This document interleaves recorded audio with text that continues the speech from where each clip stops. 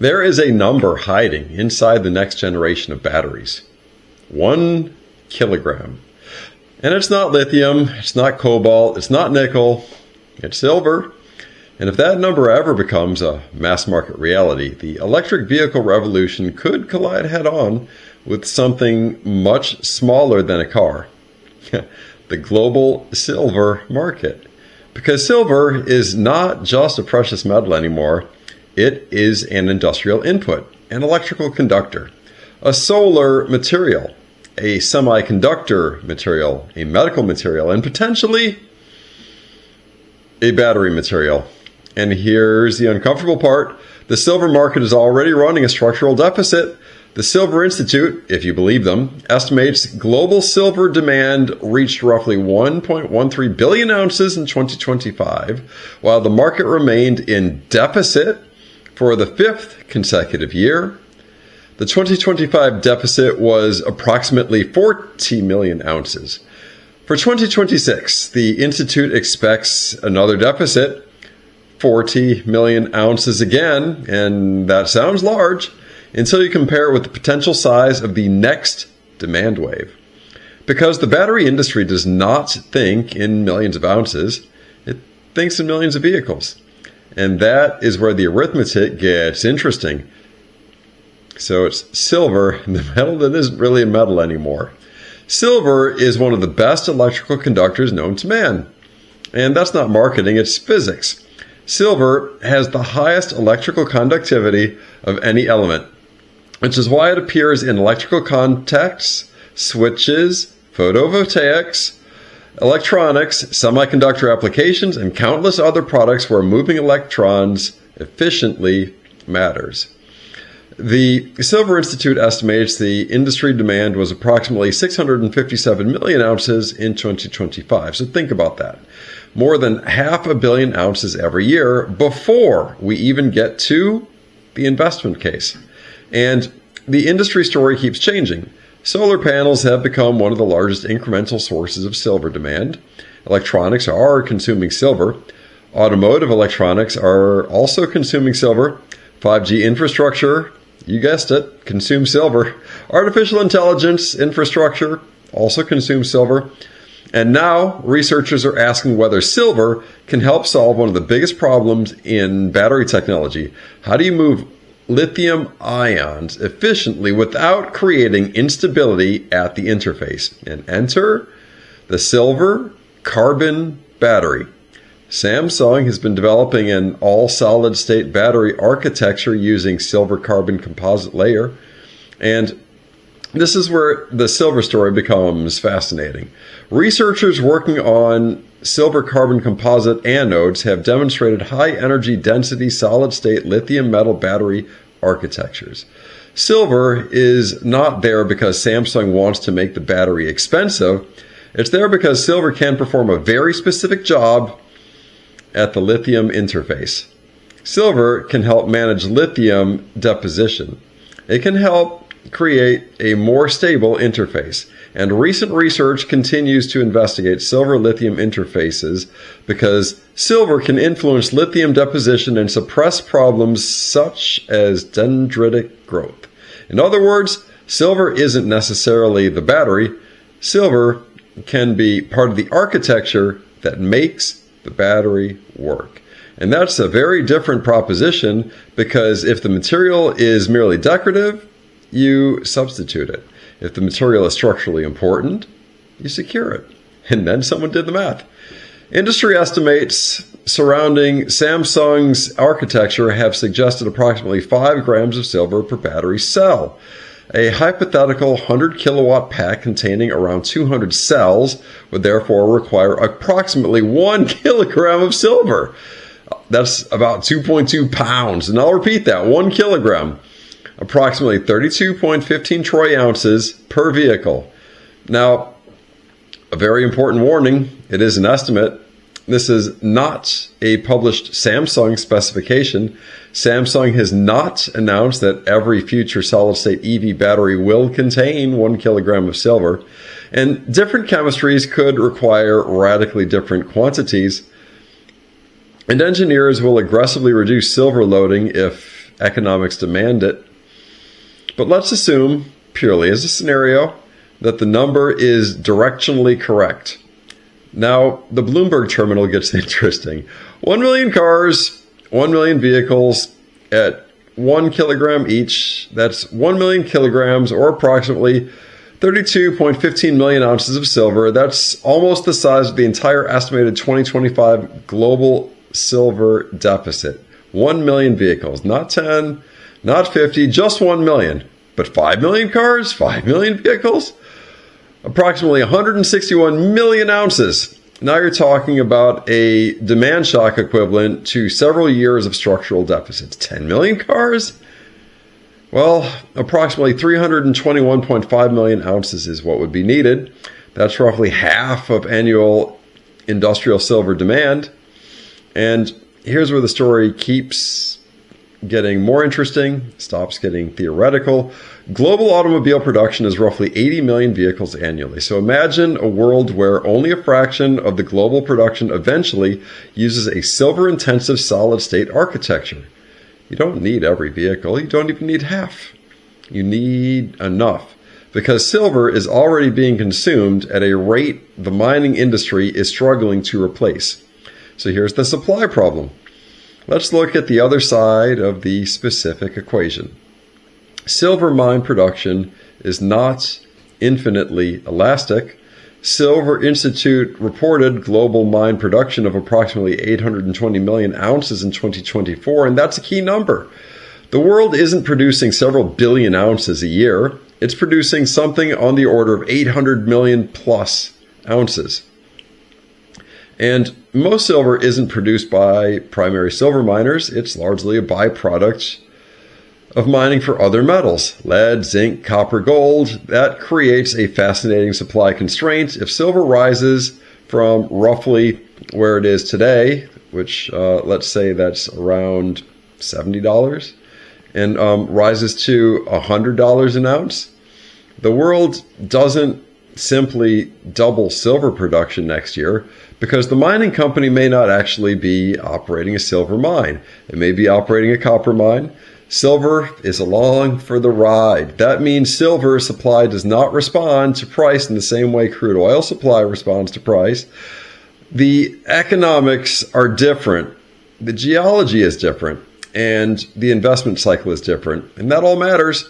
The silver market is smaller than people think, and this is perhaps the biggest misunderstanding in the entire silver story. People look at silver and say, there's plenty of it, and technically, kind of, there is. The USGS says approximately 1.74 million metric tons of silver have been discovered throughout human history. And that sounds enormous until you understand that silver is consumed. Industrial silver is not necessarily sitting around waiting to be melted down.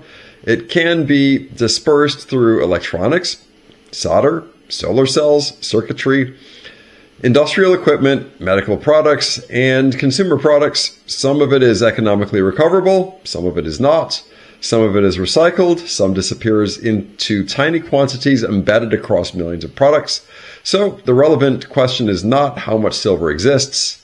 The relevant question is how much silver is available at the price the market wants to pay, in the form and location manufacturers need it. Those are very different questions. And then there's solar. Now add photovoltaics. Solar has already become one of the great industrial silver stories. The industry has spent years trying to reduce silver loading through what engineers call thrifting. Use less silver, get the same conductivity, lower the cost. That makes perfect economic sense, but there's a paradox. Solar installations are growing so rapidly that efficiency improvements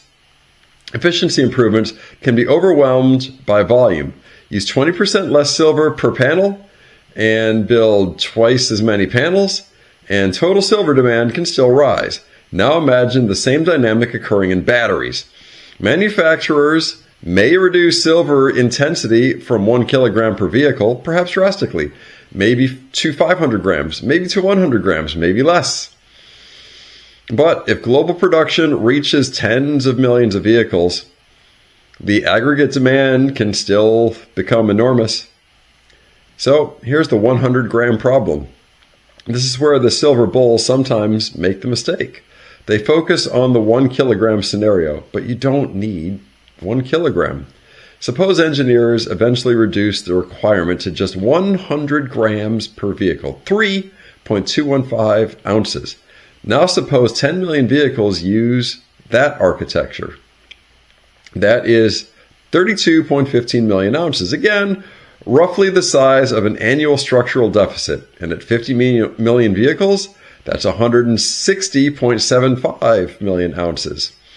The silver requirement does not have to be absurd. It simply has to be persistent, because the silver market is already operating close enough to the edge that relatively modest incremental demand can matter. The real question is inventory. And this is where the story becomes much more interesting than silver goes to $200. Forget price targets for a moment. Watch inventory. Watch exchange stocks. Watch London vaults. Watch physical premiums. Watch lease rates. Watch refinery throughput.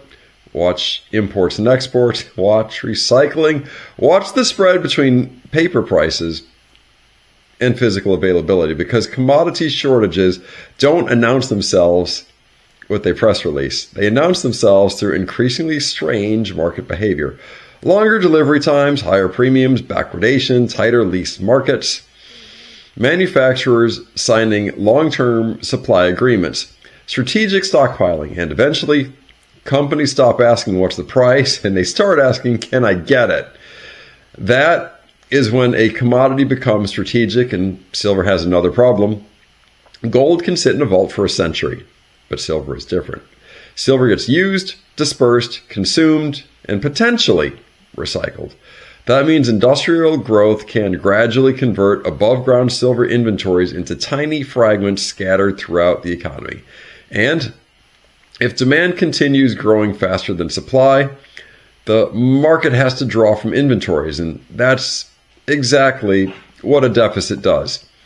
The Silver Institute says the global market has recorded repeatedly annual deficits, with 2025 marking the 5th consecutive year of shortfall.